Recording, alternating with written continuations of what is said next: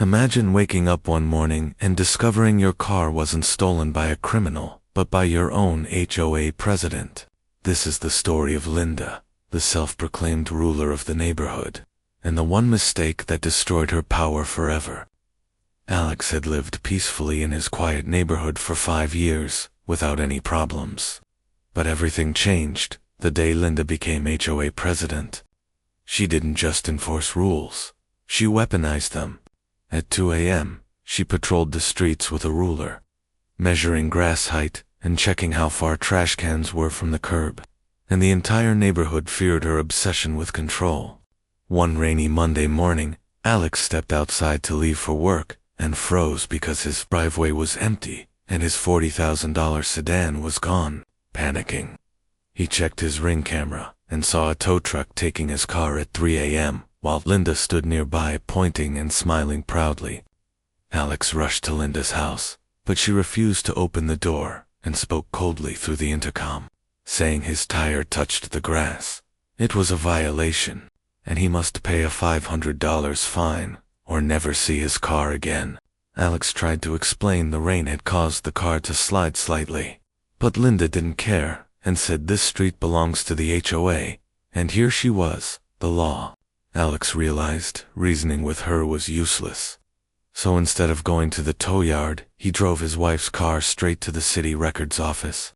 While searching old maps from the 1970s, he discovered a shocking legal error showing the HOA never actually owned the road Linda lived on, and the street was listed as unclaimed private property, scheduled for silent auction. The next day Alex used his entire savings of $12,000 to attend the auction and won, legally becoming the owner of the entire street, including the asphalt curbs and sidewalks connected to Linda's driveway. Back in the neighborhood, Linda was proudly hosting an HOA meeting, bragging about towing Alex's car, when suddenly a large truck arrived and workers began drilling into the entrance of the street. Furious, Linda shouted he was damaging HOA property. But Alex calmly handed her the official deed and told her to check the map because the land was now his. Her face turned pale as a huge sign was installed, reading private property unauthorized vehicles will be towed. Linda panicked, saying she needed to leave for work. But Alex replied her car was parked on his property without permission and violations must be enforced.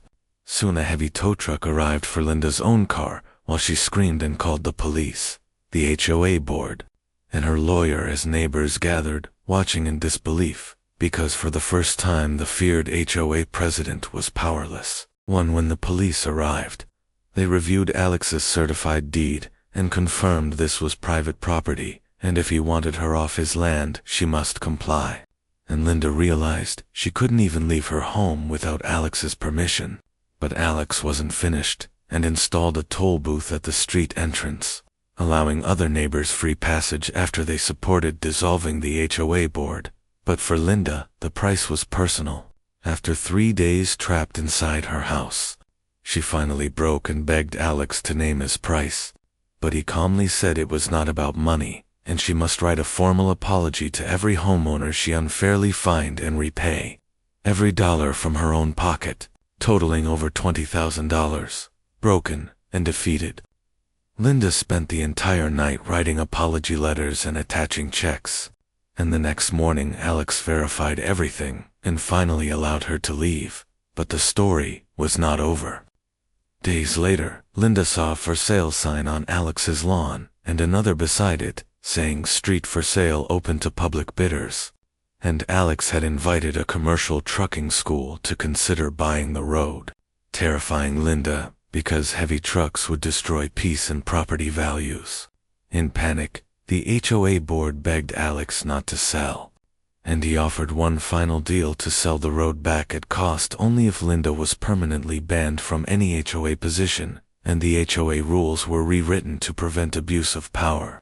And the board agreed instantly. Linda lost her authority, her savings, and her reputation, while Alex recovered his money, got his car back, and regained peace.